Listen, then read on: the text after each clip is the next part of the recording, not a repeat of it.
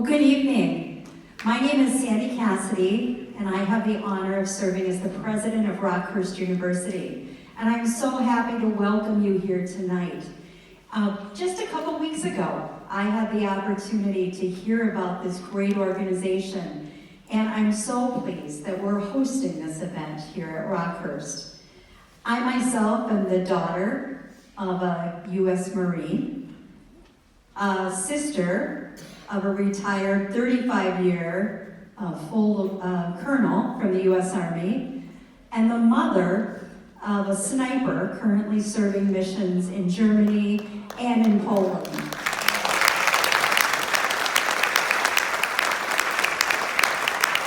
So I want to say a heartfelt thank you to all the military who are with us here tonight, and to all the family and friends of those individuals who are here tonight.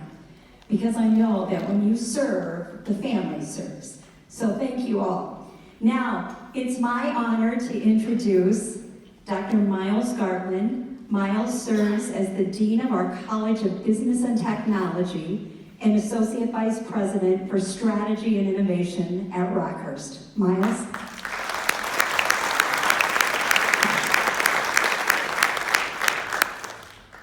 Thank you, Dr. Cassidy, for your opening as well as your personal stories. As the Dean, I had the chance to meet the Executive Director of the Heart of America Foundation, Kelly Campbell, who's good now, in our Executive MBA program, where she has excelled in her leadership formation. Through that connection, I've been able to learn more about this wonderful foundation and the many foundations that she works with. In the fall, Kelly invited my wife and I to attend a Service Stories event. Hearing our veterans' stories was a transformational experience for all of us. We quickly knew we wanted to have the Heart of America Patriot Foundation tell these wonderful stories to as many people as we could. So tonight, we gather again to evangelize their work and their mission. You'll hear more from Kelly at the end of the program. We also have with us tonight faculty, staff, and students, volunteers who have worked with the Heart of America Patriot Foundation to help put this event on. We thank each and every one of them. If you're one of those volunteers, would you mind just raising your hand for an acknowledgement?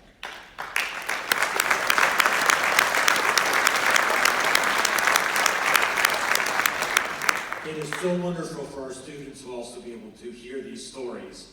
It's truly, as I told them, a once-in-a-lifetime experience.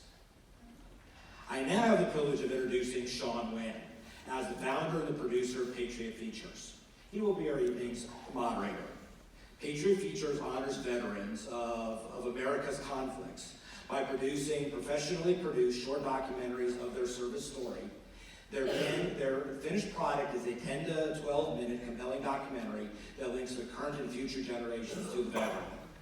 Besides an invaluable keepsake for the family, many are posted on their website so we can all see their stories. In 2014, Sean also joined the Heartland Honor Flight of Kansas City as a videographer and has met, flown with, and interviewed a number of our World War II and Korean veterans. So, welcome to Rockhurst and our stage, Sean Wynn.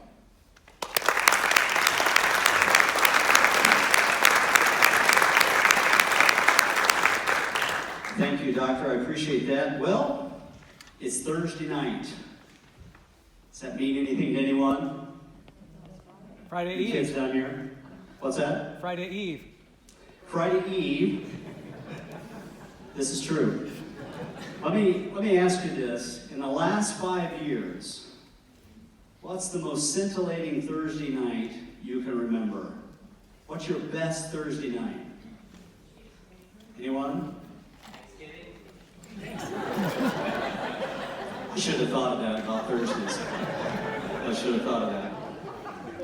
Well, that's what we intend tonight to be. Of all the Thursdays that we live in our life, all the Thursday nights that we have, how many can we actually remember?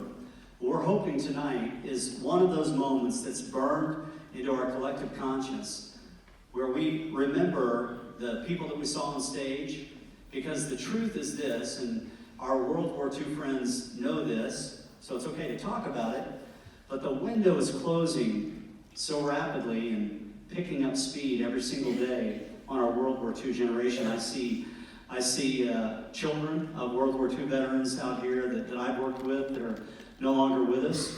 And these 5 tonight, and we're going to be 6, we'll talk about that in a second. Of these 5 tonight, these are the last that I can produce personally. I'm not saying they're the only World War II veterans. They're the last that I know and have worked with that I could produce in one place. Everyone else is gone. And we've lost so many even within this year and certainly in 2023. That's what makes this Thursday night such an incredibly important night. I can't think of anything better to do tonight than to be right here. Amen. So I want to congratulate all of you because you chose well. This is the place to be tonight. And hopefully we'll remember it forever. And so what I want to do tonight is I want to talk about that 6th veteran and just acknowledge U.S. Army Airborne World War II veteran John Roberts, who desperately wants to be with us tonight and was scheduled to be here. And he had an outbreak of COVID at his place, and there was a lockdown. You can kind of imagine what happened there. John is feeling, as far as I know, pretty well, but he just wasn't able to make it. And we want to continue to honor him, even though he's not with us. And his daughter, Mary Kay, is with us. And if you didn't get a chance to meet Mary Kay, if you were working the World War II tables and you thought, wow, boy, they're getting really young. She doesn't look a day over like, I don't know, 60, you know. Well, that is Mary Kay Roberts, John's daughter, and she volunteered to come and fill in for John tonight. And there's a card there that is provided if you would like to give a well wish to John.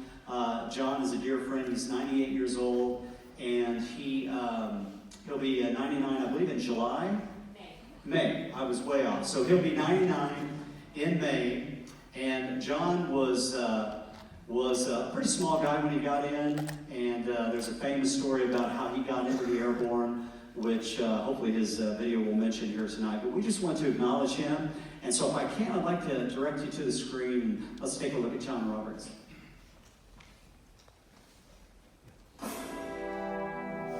I graduated from high school in 1943. My twin brother had quit high school and had gone out to California. We eventually got drafted. He was drafted a little bit before I was and ended up in training as a tank driver. I ended up in basic training in Camp Roberts, California. I ended in England. When I got over there, the 101st Airborne lost so many men that they were calling for volunteers, and I thought, that'd be a great outfit to get into. You had shiny boots and $50 more a month, and so I volunteered for the paratroops.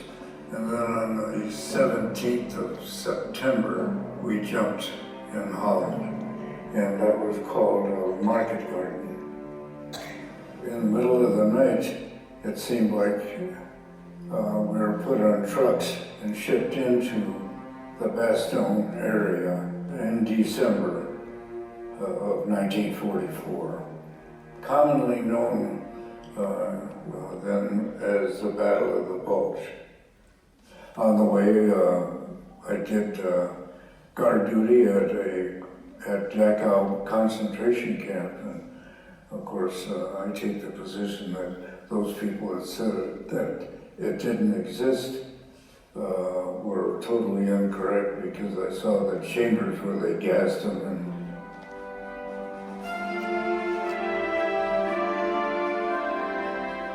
And we were proud to be in an American Army.